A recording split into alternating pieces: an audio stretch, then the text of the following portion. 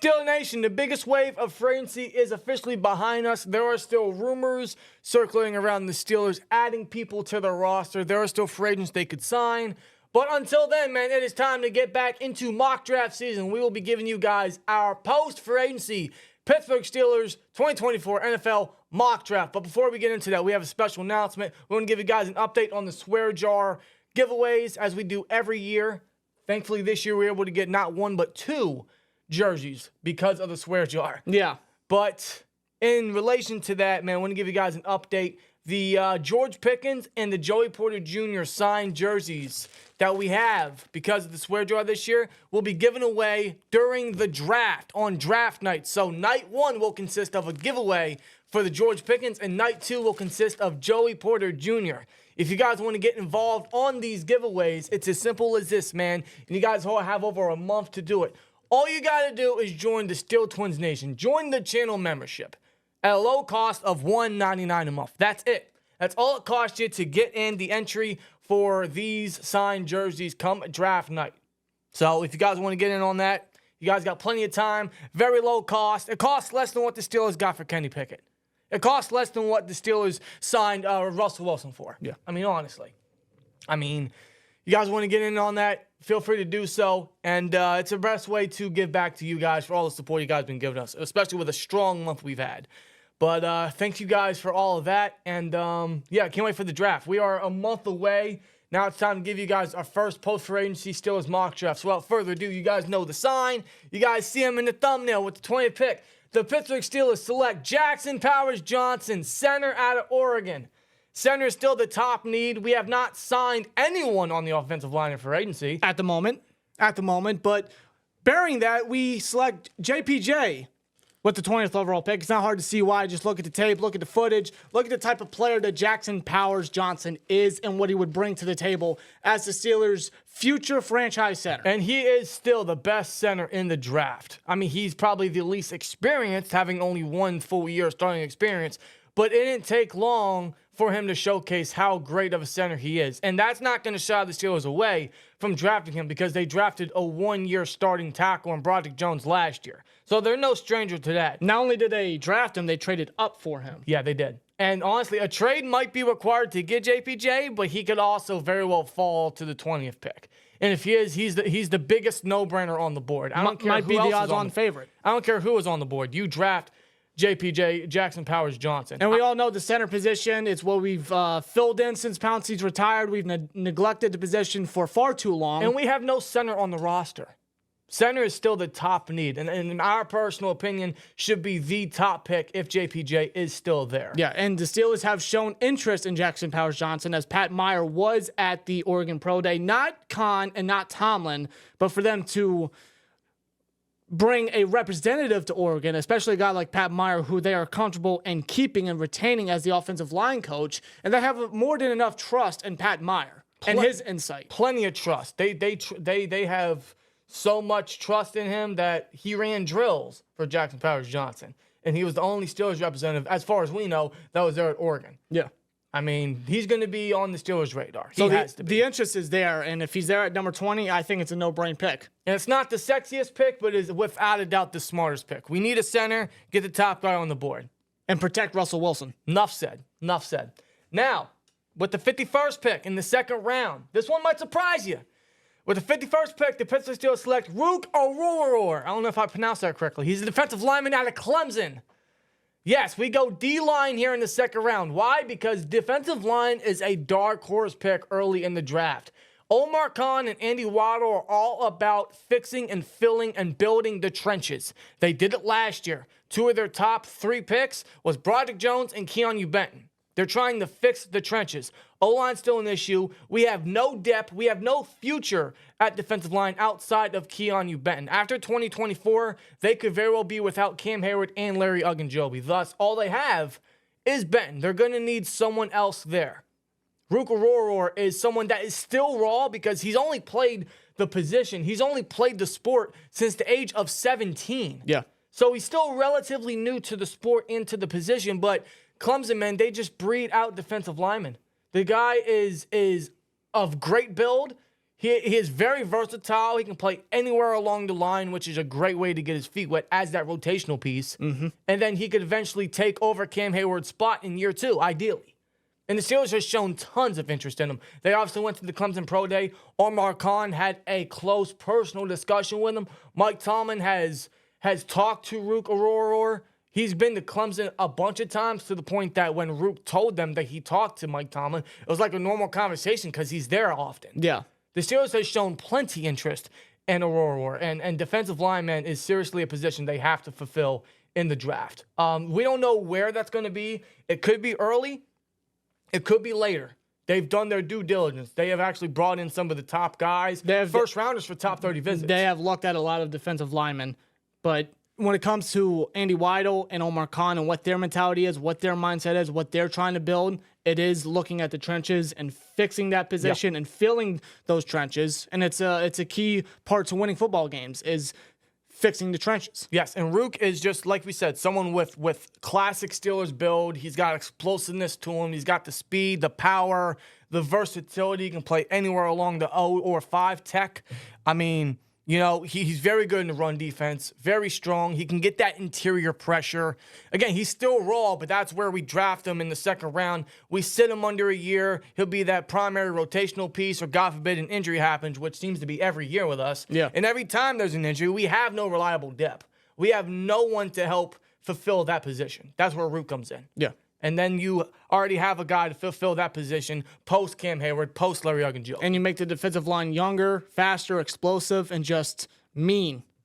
Just a mean streak at the defensive line. You got Maulers right there. Absolutely. And you fix the trenches early on. Now, obviously, we still need a wide receiver. We know that.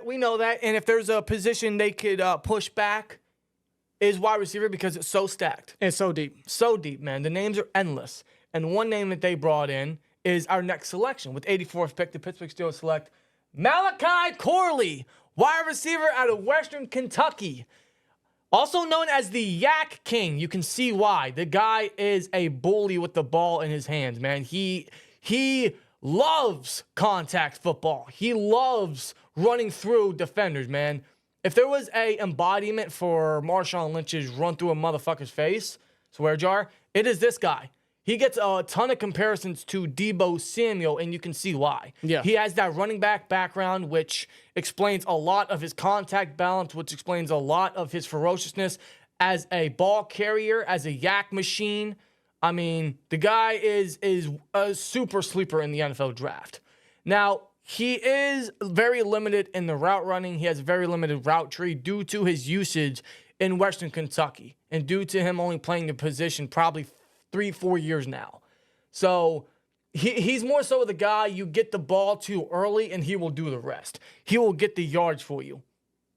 And I think that's what we could use in the offense, honestly, because we don't have a lot of yak ability. We don't have anyone that can get yards after catch or yards after contact. Outside the run game, which we saw a lot of the yards after contact, in the receiving game, we didn't get a lot of that. And especially what we've been doing the last number of years, which thankfully that should be forbidden now, knowing we have a new OC, is the short game that we were running for so many years. The yak ability was non-existent. This guy brings that on day one, and he brings the number 2 wide receiver ability day one. Yeah. I mean, strong hands. Look at the yak ability. Look at this. He's got breakaway speed. He's got big playability, explosiveness to him. You know, you can see why he has Deebo Samuel comparisons. Yeah. And the Steelers have shown interest in him. I mean, they brought him in for a top 30 visit. And if they wanted to wait on wide receiver later, they can wait for a guy like Malachi Corley. Yeah, with how deep the wide receiver draft class is, a guy like Corley could fall, but he's a big sleeper. He's a big sleeper in a loaded wide receiver room. He's not the tallest guy, but he's got a great build, being 215 pounds for being 5'11". And that running back background, he just showcases the physicality, his contact balance, his balance overall when running the ball. Yeah. You know, he just brings that mean aspect at wide receiver, that bully mentality. Let's be honest. When he's running through a guy. He runs like a Steeler. Yeah. And he brings a lot of aspects to the receiving game that we haven't been able to utilize in years now. So he can come in, be the number 2 opposite of George Pickens. He doesn't have a lot of wide receiver, or he doesn't have a lot of outside reps. He's more so of that slot weapon due to his usage in Western Kentucky. But I think at the next level, he could definitely entertain being used as an outside weapon.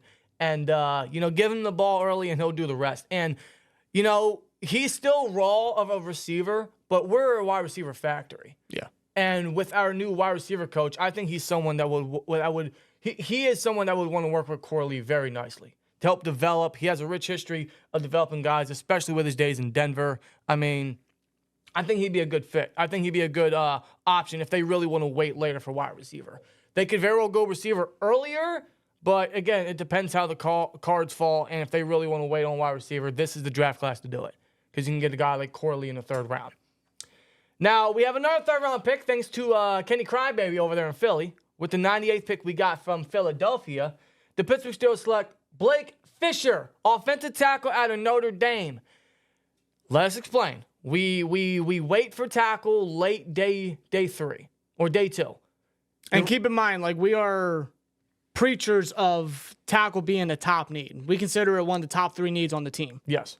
And honestly, man, they could go anywhere, any round they could go tackle. They want to go round 1, I'm in favor of that. They want to go round 2, I'm in favor of that. They want to wait till round 3, I'm in favor of that as well because honestly, tackle is deep. The value drops from day 1 to day 2 significantly, but the way I see it, and this is how I look at it from the Steelers aspect. If there is a position that they can wait on, if there's a position they could just drop off into the draft until later, it is tackle because outside of all the other positions like center, like receiver, like defensive line, maybe even corner, right?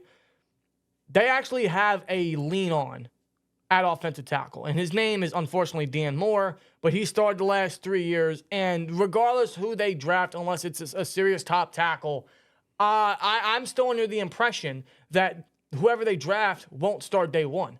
They're still going to start Dan Moore, have Broderick remain at right, and then probably mid-season or so, they would put in the right tackle, the rookie right tackle, and then switch Broderick over to the left. Yeah. They have a lean on Dan Moore. We're not the biggest fans of it, but you got to look at it from what the Steelers are looking at. And I think that's what they will most likely be doing. Yeah. I mean, they've started Dan Moore over the past 3 years. Why stop now? And I can understand, giving him one more shot. And like you said, when it comes to tackle, they can have it fall down the draft board, but still get a guy like a Blake Fisher who at Notre Dame just showcases the type of run blocking ability he has. He's a solid pass protector at the same time. He's got a big frame for being a right tackle. Massive frame. Pretty athletic for his size. He's starting opposite of Joe Alt, who's probably going to be a top 5 pick, undoubtedly, and was still a very steady blocker for that offensive line, man. He really was. Yeah, some people consider Fisher as the more athletic than Joe Holt. Yeah, honestly. He's a very underrated tackle in a stacked tackle class, and he could sit for at least half the year and then eventually start. Yeah. Work on the inconsistencies, work on the little minor things that he could work on. More so hand usage and pad level. He's got to prevent defenders from getting inside his pads. So he's got to work on that, but that's what sitting him would benefit him for. Yeah. And like you said, he's a ferocious run blocker, which obviously we're going to need that. And he's one of the better day 2 run blocking right tackles. So if they want to wait on tackle, they can. They really can. And if there's a position that they can sacrifice to draft later, it is tackle because they actually have a lean on unlike other positions. I know we're not fans of Dan Moore. You guys probably aren't either. I don't blame you. But it's just what the Steelers might do. And it's probably what we're going to have to accept and deal with, which, it's whatever at this point. Yeah. But as long as they get a tackle to develop and eventually be able to move Broderick back to left and then have a guy that can fill in a right tackle, I'll take it. As long as they take a tackle within the first 2 days or pretty early picks, and we know for a fact that he's going to sit and then eventually take the right tackle battle and move Broderick to left, then we can ease comfortably knowing Dan Moore doesn't have to start all season. So look at it that way. And Blake Fisher at 98, man, I think that's a very solid option there. And it's good value, too. Very good value. In the 4th round, with the 119th pick, the Pittsburgh Steelers select Tyke Smith, defensive back out of Georgia. Now, this isn't the Steelers mock draft without a Georgia Bulldog. And Omar Khan mock draft without a Georgia Bulldog. Yeah, I mean, Tyke Smith is so underrated. He is such a great football player. He was primarily the nickel guy for the Bulldog defense, And you can see in his tape, man, he is just a ferocious run blocker. He is very Run easy. defender. Run defender. He's very easy at shredding run blockers. And he just knows how to get that angle around the blockers and to stop the run, just make the tackle on the ball carrier. I mean, look at him get in the backfield and prevent the gain of yardage there, the tackle for loss. Look at how he rips from blockers and he just gets downhill. That is what we need in the secondary. That's what we need at the slot position primarily. And that's where he played in Georgia. Now, he's a safety slot corner hybrid, so we could use him a lot in nickel and dime packages. We want to put him in the box. He has a very good slot build for that. You know, he can play that very nicely. Not only is he good in the run defense and the blitz, he's very good in coverage. He's a ball hawk with 4 picks last year. Yep. I mean, he is a do-it-all slot corner. And if they want to wait on corner later, yeah, they can definitely take a guy like Ty Key in the 4th. Especially when it comes to the slot position, because the slot position is still a hole that the Steelers need to fix on defense. They currently don't have a guy that they can confidently insert at the moment, but a guy like Tyke Smith, he can come in, work his way there, primarily in the slot, but you see in the tape, you see in the footage, he can do it all there. Yeah, he's a do-it-all slot corner, and, you know, Steelers love their Georgia Bulldogs. They've drafted them the past 2 years. Why would they stop now? They sent the entire front office. They sent the whole cavalry to Georgia. So they're looking at a lot of Bulldogs clearly. And if they want to wait to day 4 for a slot corner, Tyke's your guy. There's a lot of guys, but Tyke's your guy. The guy's a stud, man. He's a do-it-all guy. And I think he'd fit our defense to a T. Because he's a weapon. Yeah. Very underrated weapon. He's got the speed to keep up with everyone. He's got a mean streak, a tenacity in him as a run defender, as a blitzer, and very good cover guy. So, Tyke Smith in the 4th, I really like that option. Really do if they don't go slot corner earlier. Yeah, and that's the thing with slot corner, too, in this draft is there's a lot of names that they could select when it comes to slot corner. A lot of good slot cornerbacks coming out of this draft class. Tyke Smith is one of them. If they want to fall back, get a guy like him, I mean, you can't go wrong with Tyke Smith. No, and then you have a day 1 starting nickel corner in the 4th round.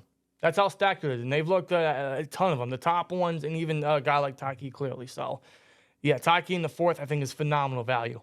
Now, with the 178th pick.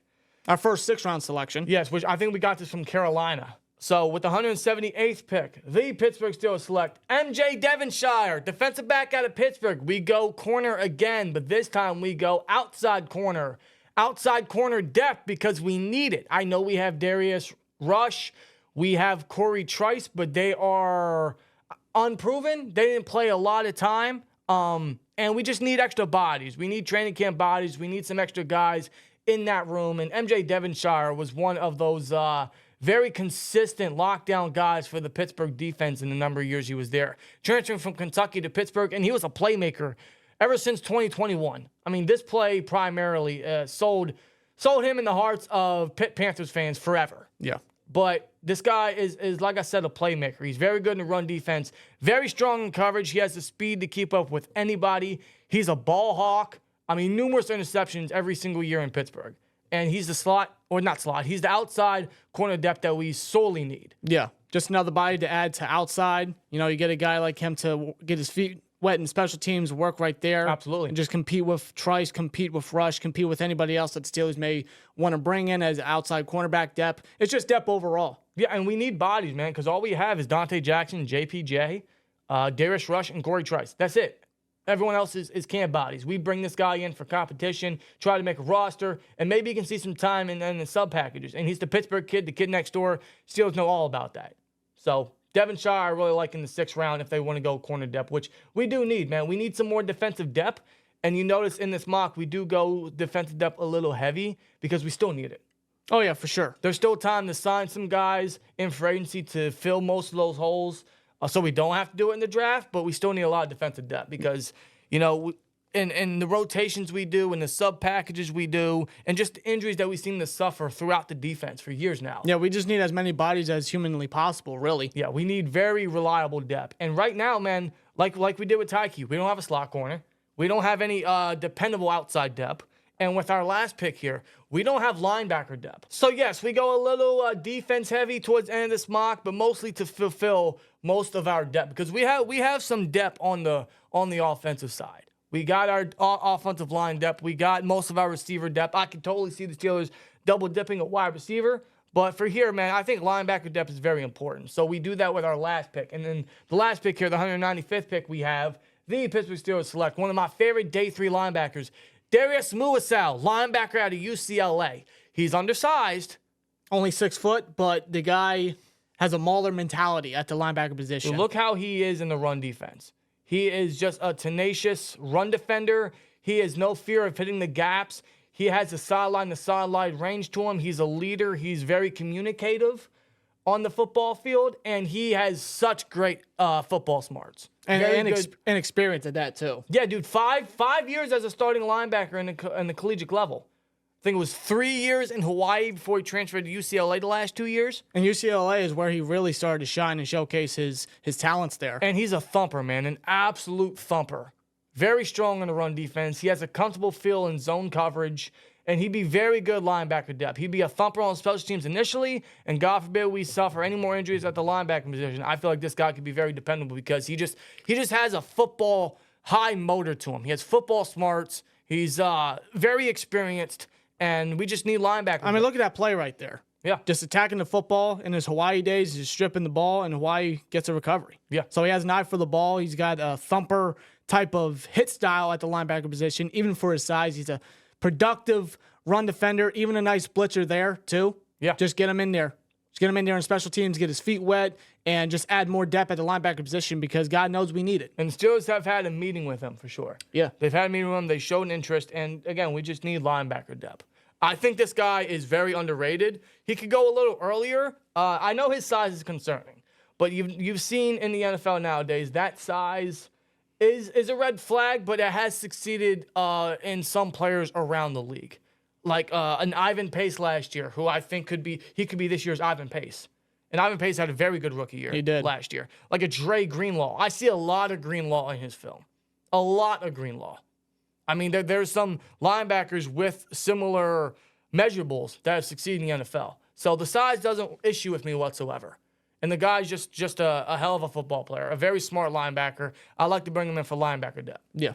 Really, really good special teams ace there, and we could use him if necessary due to injury. So one of my favorite guys is Muasau. So with that being said, man, that is our first post-free agency Pittsburgh Steelers 2024 NFL mock draft, man. Let us know your guys' thoughts down below, how you guys feel about this mock, and let us know your guys' mocks down in the comments below. Love to hear your guys' opinions and your own mocks, and we'll be back with another mock draft pretty shortly as the NFL draft is just a little over a month away. Yeah. We are a little over a month away from finding out who the next core Pittsburgh Steelers are going to be. Could it be any of these guys? Could be any of the guys that you guys mentioned. Let us know in the comments below. Otherwise, see you in the next one. Here we go, Steelers. And as always, like, comment, subscribe, and we'll see you later. Peace!